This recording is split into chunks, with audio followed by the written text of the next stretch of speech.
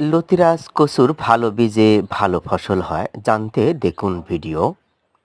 কোন সময় লতিরাজ বাড়িয়ে এক চাষ লাভজনক? প্রিয় দর্শক, আপনারা দেখতে পাচ্ছেন আসাদ এগ্রো ইউটিউব চ্যানেল। সার্বিক সহযোগিতায় এবং পরামর্শ আমি মোহাম্মদ আসাদ আলী। যাই হোক, দেখতে পাচ্ছেন লতিরাজ বাড়ি একের রোপণযোগ্য সুস্থ সবল সবুজ বীজ। প্রিয় দর্শক, লতিরাজ বাড়ি এক চাষের সফলতা নির্ভর করে পুরোপুরি বীজের উপর। অর্থাৎ আপনি কেমন ধরনের বীজ রোপণ করবেন তা পুরোপুরি আগে থেকেই চিন্তা ভাবনা করে নিতে হবে। বাংলাদেশ কৃষি নির্ভর অর্থনীতি, সময়ের পরিক্রমায় সময়োপযোগী চাষাবাদের প্রচলন ঘটেছে। তারই ধারাবাহিকতায় বাংলাদেশে সময়োপযোগী চাষাবাদ বলতে লতিরাজ বাড়ি এক চাষ এবং পটল চাষকেই বোঝানো হয়ে থাকে।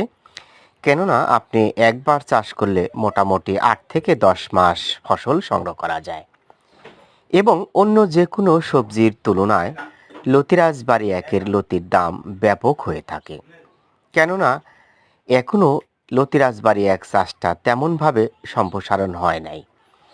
তো যাই হোক, অসংখ্য ইউটিউব চ্যানেল রয়েছে যারা লতিরাজ বাড়ি এক চাষ নিজেরা করে না, কিন্তু যখন আপনারা চারার অর্ডার করবেন দেখবেন চারা পেয়ে যাবেন।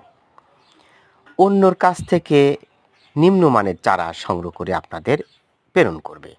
তাই শতভাগ নিশ্চিত এবং নিরাপত্তায় যেখানে চারা সংগ্রহ করতে পারবেন সেখান থেকে চারা সংগ্রহ করবেন। আপনাদের জন্য সুপরামর্শ হলো, আপনারা চাইলে সরেজমিনে গিয়ে দেখে শুনে চারা সংগ্রহ করবেন। এটা আপনার জন্য সবচেয়ে ভালো হবে। আমরা 100% নিরাপদ নিশ্চয়তা বাংলাদেশের বিভিন্ন প্রান্তে প্রতিনিয়ত চারা সরবরাহ করে আসছি।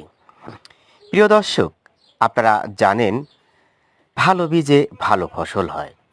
সুস্থ সবল বীজ রোপণ করলে রোগমুক্ত থাকে, সার ব্যবস্থাপনা